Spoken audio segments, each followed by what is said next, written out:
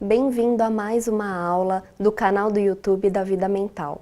Para quem não me conhece, meu nome é Daiane, eu sou enfermeira, consultora em neurociências na vida mental. Eu sou especialista em psicopatologia e saúde pública pela Faculdade de Saúde Pública da USP e especialista em dependência química pela Unifesp.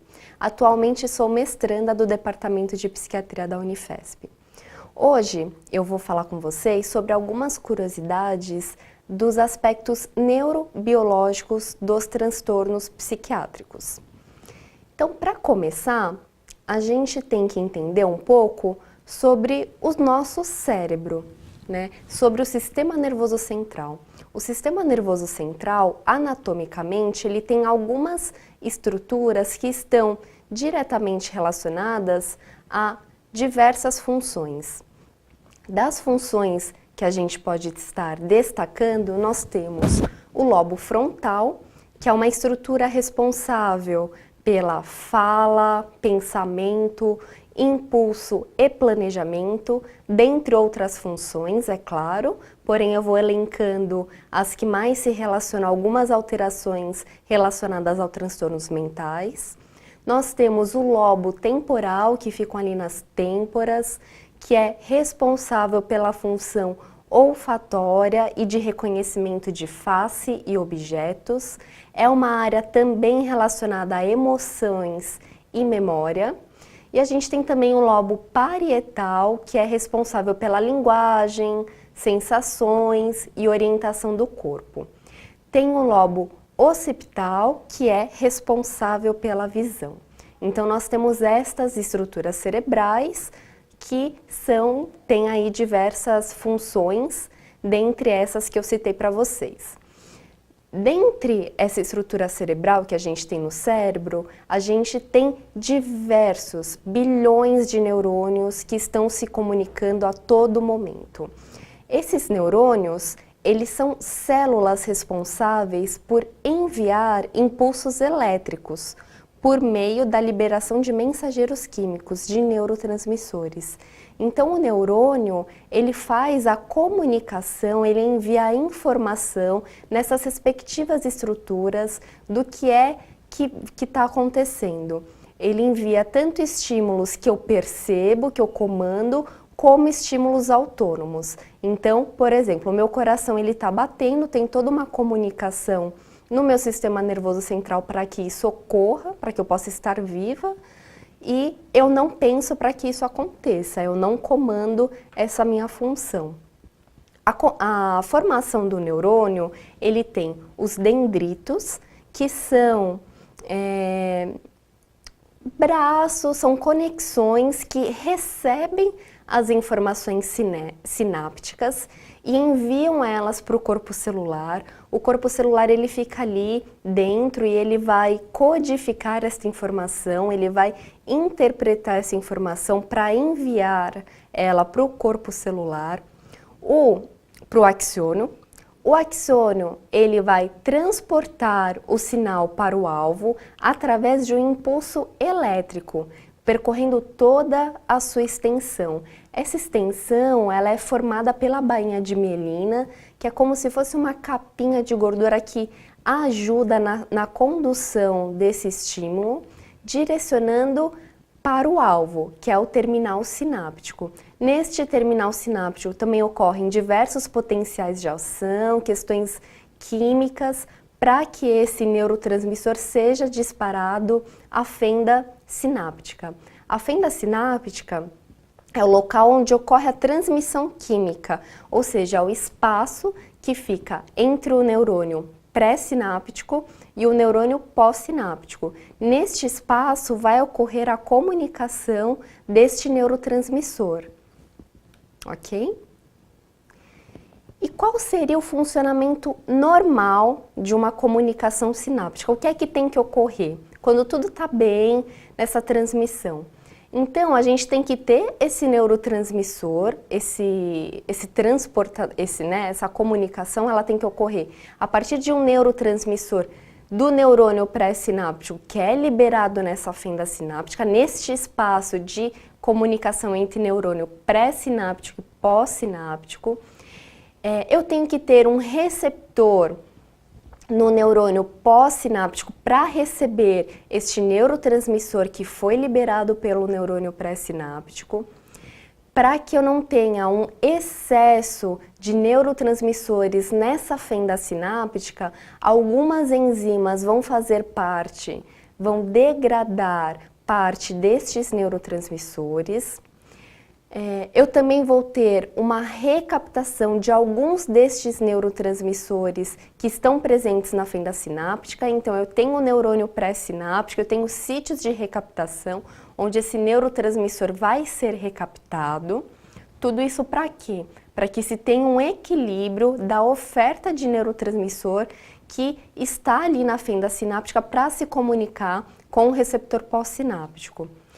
Parte desses neurotransmissores também vão ser recaptados pelo neurônio pré-sináptico e dentro deste neurônio pré-sináptico eles também vão ser degradados por algumas enzimas. Então, tudo isso ocorre de uma forma minuciosa, de uma forma para que não se tenha o excesso desses neurotransmissores. E em alguns transtornos mentais, a gente pode ter a deficiência, ausência de algum desses processos, o que vai causar um desequilíbrio nessa comunicação de neurotransmissores, gerando assim alterações nas funções psíquicas que vão ser características de alguns transtornos psiquiátricos. E pensar que eu tenho esses diversos neurotransmissores, dopamina, serotonina, noradrenalina, eu tenho vários neurotransmissores que estão se comunicando a todo tempo e esses neurotransmissores, eles estão se comunicando em estruturas cerebrais distintas, que foi o que a gente viu no primeiro slide. Então eu tenho o lobo frontal, que é responsável por uma determinada função, eu tenho lobo parietal, e aí eu vou tendo essas estruturas que têm ali uma função e que têm esses neurotransmissores envolvidos que estão relacionados ao processo de comunicação, de envio da mensagem. E quais são os aspectos que se relacionam então à neurotransmissão? Eu falei de uma neurotransmissão que ocorre quando tudo está bem, né? Quando estamos saudáveis. E quais são os aspectos que se relacionam a isso? O neurotransmissor, ele tem que ser sintetizado pelo neurônio e isso ocorre desde o primeiro processo dos dendritos, do corpo celular, do momento em que ele vai percorrendo o axônio até chegar no terminal sináptico. Então a gente está falando de diversas questões neuroquímicas que estão acontecendo neste neurônio para que se ocorra um funcionamento normal. Então, este neurotransmissor ele tem que ser sintetizado no neurônio, ele deve estar presente no terminal pré-sináptico e ser liberado em quantidade o suficiente. Então, que nem no slide anterior, eu não falei que existem os processos de recaptação, de degradação de enzimas, tudo isso ocorre para que eu não tenha um excesso, mas também pode acontecer deste neurotransmissor ele ser liberado na fenda sináptica de forma insuficiente, e isto pode estar relacionado a um transtorno mental.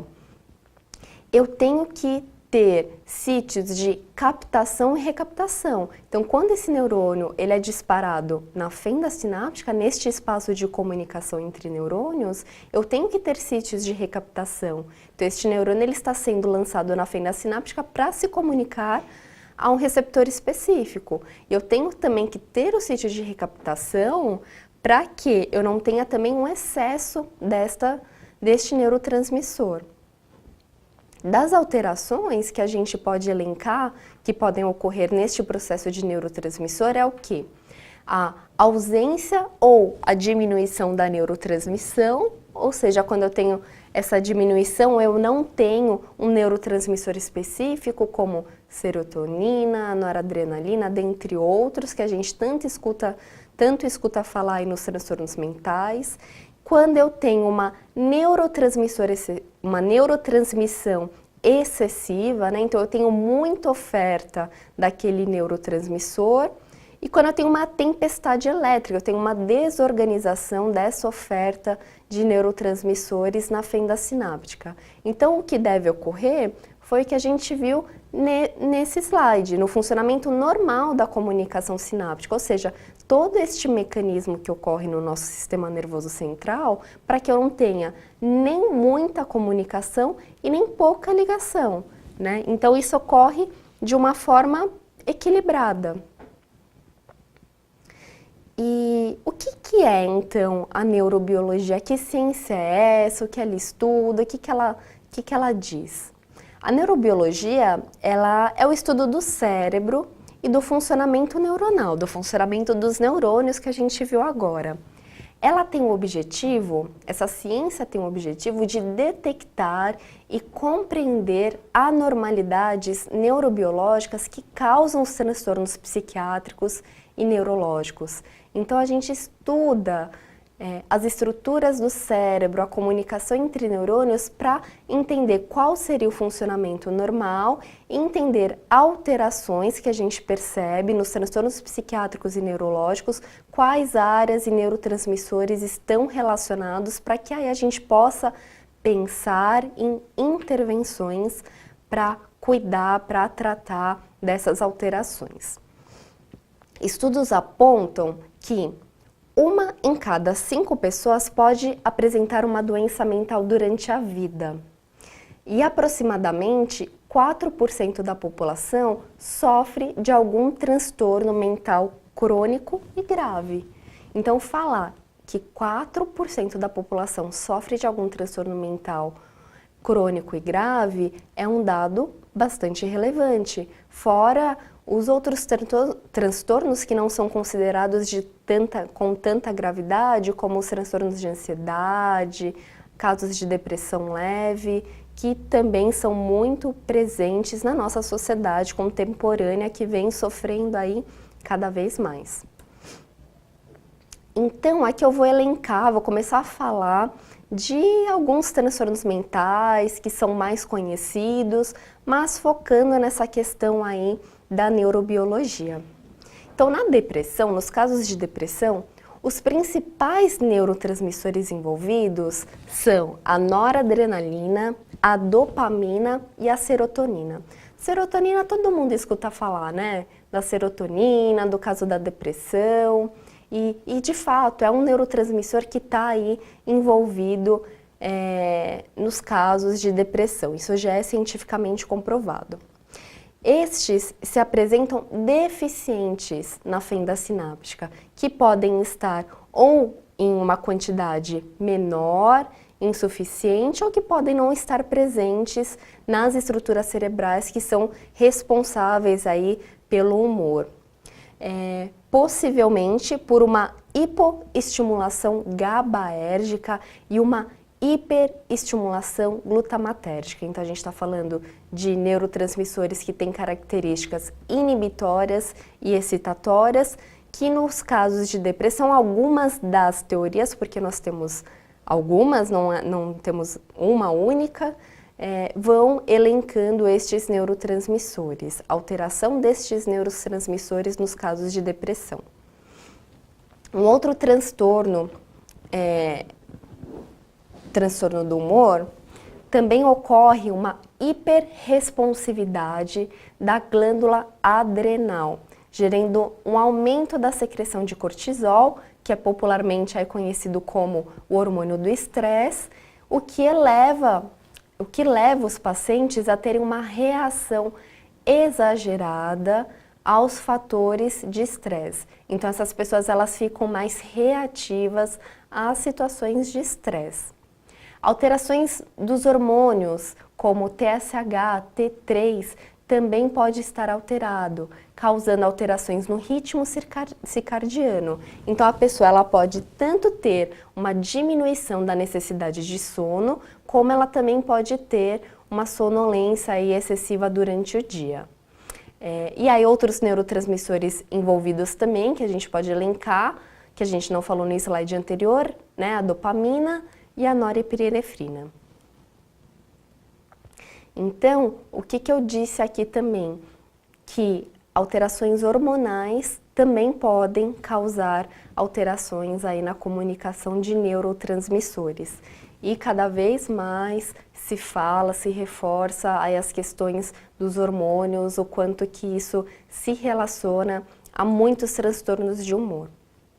No transtorno afetivo bipolar, que é um transtorno de humor, estudos sugerem alterações no córtex pré-frontal, que é esta estrutura da frente do nosso cérebro. Alterações também no cerebelo e sistema límbico. Nestas regiões ocorre um aumento de noradrenalina, dopamina e serotonina, o que causa alterações na regulação do humor, atividade motora, apetite, libido, percepção de dor e alterações no ciclo de sono e vigília. O componente genético é bastante significativo na ocorrência deste transtorno, ou seja, a predisposição genética e o ambiente, que pode estar acentuando a expressão gênica, é muito relevante nos casos de transtorno afetivo bipolar, então o histórico familiar deve ser observado, perguntado, questionado tanto ao paciente como aos familiares. O tratamento farmacológico, o que ele faria? Ele sensibilizaria os receptores destes neurotransmissores, equilibrando a sua regulação na fenda sináptica. Aí voltando, indo para os transtornos, agora falando um pouco dos transtornos alimentares. Os transtornos alimentares são alterações no comportamento alimentar, que acometem, sobretudo, adolescentes e adultos jovens, predominantemente do sexo feminino.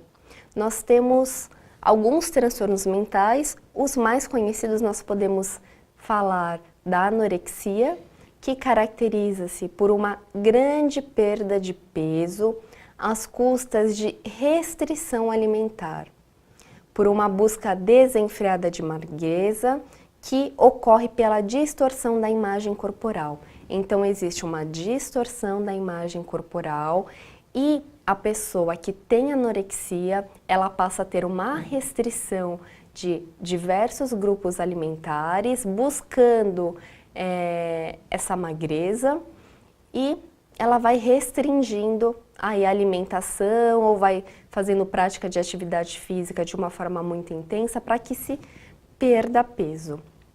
Já na bulimia, ocorre uma grande e rápida ingestão de alimentos, então não tem a restrição alimentar. Ocorre então essa rápida e grande ingesta de alimentos com a sensação de perda de controle, então a pessoa come compulsivamente. Quando a pessoa para de comer compulsivamente, essa pessoa ela tem um grande pesar sobre o comportamento, uma grande culpa, e ela adota de práticas compensatórias e inadequadas para perder o peso. Então, pode estar induzindo vômito, fazer uso de laxantes, diuréticos, então tem uma prática compensatória posterior ao episódio de compulsão alimentar. Então, como a gente viu, na anorexia tem essa distorção da imagem corporal, existe alterações de hormônios, até por essa falta de alimentos, e quando o peso atinge um percentual de 15%, que a gente vê nessas pessoas que têm aí anorexia. Ocorre também a menorreia, que é a ausência da menstruação, devido à disfunção hipotalâmica, de secreção de hormônios, que acabam retomando aos padrões puberais. Os níveis de cortisol também ficam elevadíssimos devido ao baixo índice de massa corporal. No caso da bulimia, ocorre uma diminuição do TSH, porém com alterações menos significativas do que a anorexia. Porém, o que a gente entende é que nesses dois transtornos ocorre uma neuromodulação na atuação de neurotransmissores, como serotonina e noradrenalina, e que neste caso se relacionam ao apetite, humor e controle de impulso. Aí falando dos transtornos ansiosos, a ansiedade, ela pode ser considerada normal ou patológica. A ansiedade, quando ela se expressa por medo e comportamentos de defesa resultantes a uma preocupação exacerbada e desproporcional, ocorre a presença de tensão e prejuízos no desempenho de algumas atividades. Então é quando essa ansiedade ela passa do normal ao patológico. Os neurotransmissores envolvidos nos casos de ansiedade, nós podemos citar a serotonina e a noradrenalina, que apresentam-se alterados no córtex pré-frontal, possivelmente por uma alteração GABAérgica, uma alteração inibitória. O uso de benzodiazepínicos e antidepressivos é indicado no tratamento dos casos de ansiedade. Transtorno de pânico. O transtorno do pânico, cabe uma aula especial só para a gente falar do transtorno de pânico.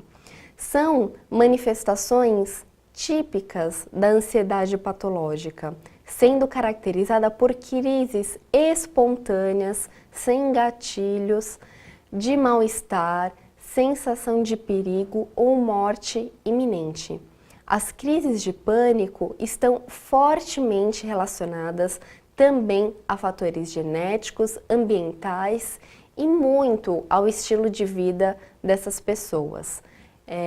Também podemos observar transtorno de pânico em situações de estresse intenso e contínuo, abuso e dependência de psicoestimulantes. Os principais neurotransmissores envolvidos nos casos de pânico são noradrenalina, serotonina e GABA. Também existe uma hiperatividade na liberação de cortisol. Aí falando da psicose e da esquizofrenia. A psicose, ela pode estar presente em diversos transtornos psiquiátricos. A psicose, ela não faz parte apenas da esquizofrenia. Então, ela está presente em diversos transtornos. Minimamente, para classificarmos uma psicose, o paciente deve apresentar delírios e alucinações, que caracterizam um rompimento com a realidade. Então, existe uma percepção de mundo que não é compartilhada com os outros, seja por um delírio ou seja pela alucinação, que pode ser auditiva, visual. Mas o que vale frisar aqui é que todas as pessoas associam psicose à esquizofrenia. Mas não, a psicose ela pode estar presente em outros transtornos mentais, como, por exemplo, o transtorno afetivo bipolar, depressão, demência de Alzheimer, psicoses que são induzidas pelo consumo de drogas. Então a gente consegue elencar diversas outras situações do qual a psicose se faz presente. E agora falando da esquizofrenia, a esquizofrenia ela é classificada como um transtorno mental grave e é um transtorno mental grave, crônico e eu não diria limitante, mas eu diria que pode ser limitante se não tiver uma intervenção e um acompanhamento adequado. Os sintomas geralmente se iniciam na adolescência e no começo da vida adulta. E isso tem um link muito grande com o processo de maturação cerebral, estabelecimento de comunicações neuronais. Para se estabelecer um diagnóstico de esquizofrenia, os sintomas devem durar por pelo menos 6 meses ou mais, incluindo a presença de delírios, alucinações, discurso e comportamento desorganizado e também a presença de sintomas negativos. A esquizofrenia, ela afeta 1% da população. Destes, 25% e 50% dos pacientes tentam suicídio e 10% têm êxito. Esta população representa 20% de usuários da Previdência Social.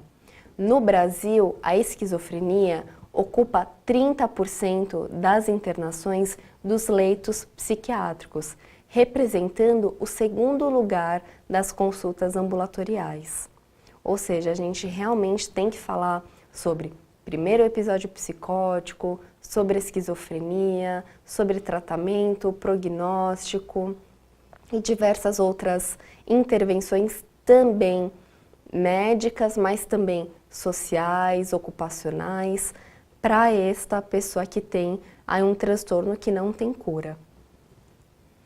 A esquizofrenia ela pode ser classificada em alguns subtipos, né? Então, que vai ocorrer a predominância de alguns sinais e sintomas. Então, tem a esquizofrenia paranoide, que predomina a questão da persecutoriedade, a catatônica, do qual a pessoa tem um congelamento, ela não se movimenta, ela pode ter um mutismo, ela pode não falar. A desorganizada hebefrênica, que tem um padrão mais pueril, infantilizado, um comportamento desorganizado. A indiferenciada, do qual não tem um predomínio do grupo de nenhum sintoma específico, mas a gente vê vários sintomas desses subtipos. E a residual, que a gente já vai entendendo como aquela refratária, aquela com pouca resposta à intervenção medicamentosa. Na psicose, na esquizofrenia, nós temos diversas teorias. A teoria mais aceita, mais estudada, é a teoria que envolve o neurotransmissor dopamina. Estudos indicam também que complicações obstétricas, e aí o que eu vou falar aqui é um dado que é muito importante para a gente perguntar para o paciente, para o familiar, como é que foi quando a mãe deste paciente, como é que foi a gestação, se teve pré-natal, se teve complicação, como é que foi o desenvolvimento neuropsicomotor. A gente tem que saber dessas histórias, principalmente quando a gente atende na clínica da infância. Então é muito importante a gente se atentar a esses elementos. E aí, né, a gente tem alguns estudos que eles vão indicando que complicações obstétricas, infecções virais, doenças autoimunes e outras lesões podem causar anormalidades no desenvolvimento cerebral durante o estágio fetal, o que causaria prejuízos na migração neuronal, ou seja, essa inervação neuronal para alvos errados. O aumento também é observado, o aumento estrutural dos ventrículos, que é uma estrutura presente no cérebro, que eles se apresentam muito mais alargados, e também os estudos falam aí fortemente dos fatores genéticos que também estão altamente relacionados ao funcionamento neuronal, que neste caso se apresenta anormal, disfuncional. Outro dado que é muito importante, que tem a ver com as bases neurobiológicas dos transtornos mentais, são lesões no sistema nervoso central, como, por exemplo, tumores, acidente vascular encefálico hemorrágico, isquêmico, toxoplasmose, neurocisticercose, traumas, dentre diversas outras lesões diretas no sistema nervoso central, podem apresentar uma sintomatologia de transtornos psiquiátricos. Então, muitas vezes a pessoa ela apresenta um delírio, né? Apresenta alucinações, desorganização do comportamento, desorientação, porém, isso é relacionado a uma causa orgânica, seria um diagnóstico diferencial. Então, não é que a pessoa tenha um transtorno psiquiátrico, mas ela tem aquela sintomatologia muito parecida com um transtorno psiquiátrico, mas isto é decorrente de uma lesão em determinada estrutura do sistema nervoso central. Então, a gente tem que se atentar a essa coleta de informações quando a gente faz o atendimento do paciente, do familiar, para que a gente possa ter um diagnóstico diferenciado e oferecer o tratamento mais adequado. Alterações imunológicas no sistema nervoso central também devem ser pesquisadas no atendimento. As citocinas, elas são responsáveis pela comunicação entre os neurônios e os estudos eles vêm indicando a participação em doenças como esquizofrenia e depressão, por interferirem na comunicação de neurotransmissores dopaminérgicos. Mas não se esqueçam, né, que doenças autoimunes, elas podem também causar alterações das funções psíquicas e também entra como diagnóstico diferenciado, ok? Neurotoxicologia. Então, infecção do trato urinário, intoxicação exógena, então aquela intoxicação por um fator externo, também podem causar alterações das funções psíquicas. Então, nunca atrelem que psicose só faz parte da esquizofrenia. Então, como a gente viu, a psicose ela pode estar presente em outros transtornos psiquiátricos. Alucinações, desorientações, alterações de funções psíquicas também podem estar presentes quando em doenças imunológicas, em infecções, em quadros de neurotoxicologia, por alguma lesão no sistema nervoso central. Então, a gente tem que ter esse olhar mais ampliado para que se tenha um diagnóstico diferenciado no sentido de se oferecer o tratamento adequado para a alteração que se apresenta. Bom, pessoal, é isso que eu tenho para falar sobre algumas curiosidades, né? Então, assim, eu elenquei algumas coisas relacionadas a alterações neurobiológicas dos transtornos mentais. E essa temática é muito interessante. Quando a gente fala de cuidado, é claro que a gente fala de um cuidado que é social, que é ocupacional, um cuidado que é no território, um cuidado que é comunitário, que vê as relações, que vê o trabalho, que respeita a história de vida desse sujeito. Porém, eu também tenho que ter um entendimento que é neurobiológico, o que é que está acontecendo no cérebro dessa pessoa, quais são os neurotransmissores envolvidos, por que é importante a indicação de alguns psicofármacos, por que eu utilizo um estabilizador do humor, por que eu utilizo um antipsicótico, por que eu utilizo um benzodiazepínico, por que é que algumas alterações de funções psíquicas não são relacionadas a transtornos mentais, e sim, a gente parte de um diagnóstico diferenciado e a gente também cuida dessas alterações. Então, tudo isso faz com que o profissional ele seja muito mais diferenciado, porque ele tem uma compreensão que é outra. Então, ele entende da concepção neurobiológica e entende também dos fatores sociais, ocupacionais, familiares, de vida, de repertório. Esse tema, como diversos outros temas, a gente quer tratar com você, com pessoas interessadas pelos cursos, por se especializar na área de saúde mental, na área de dependência química. Então, a gente tem, né, a Vida Mental, ela tem alguns cursos de pós-graduação, você pode estar visitando a nossa página da Vida Mental. A Vida Mental tem uma parceria com a Unip, que é uma instituição que está há anos no campo aí acadêmico. Os nossos cursos são, assim, extremamente diferenciados, porque a gente vê a questão neurobiológica, mas a gente vê também a questão social, a questão de políticas públicas. Nós formamos profissionais que têm um olhar muito crítico para as atuais configurações e linhas de cuidado que são estabelecidas. Então, a ideia é ampliar o olhar dos alunos. Então, você pode estar vendo aí neste link, http://goo. Então, você pode estar vendo, clicando neste link e conhecer os nossos cursos de pós-graduação, dá uma olhadinha lá no projeto pedagógico, veja quem são os nossos professores são maravilhosos, além de eles terem um conhecimento técnico, científico, também são professores que estão aí no mercado de trabalho, que estão próximos ao cuidado, então eles não ficam só teorizando. Então veja os nossos cursos de pós-graduação, amplifique o conhecimento de vocês.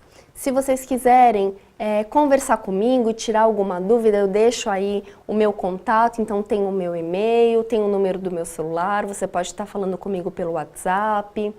Tem aí as informações da Unip, da Vida Mental, então fique muito à vontade para estar me contatando ou para estar contatando a nossa equipe aqui da Vida Mental para ter maiores informações sobre os nossos cursos de pós-graduação. Então, por hoje é isso. Vejo vocês numa próxima. Um abraço!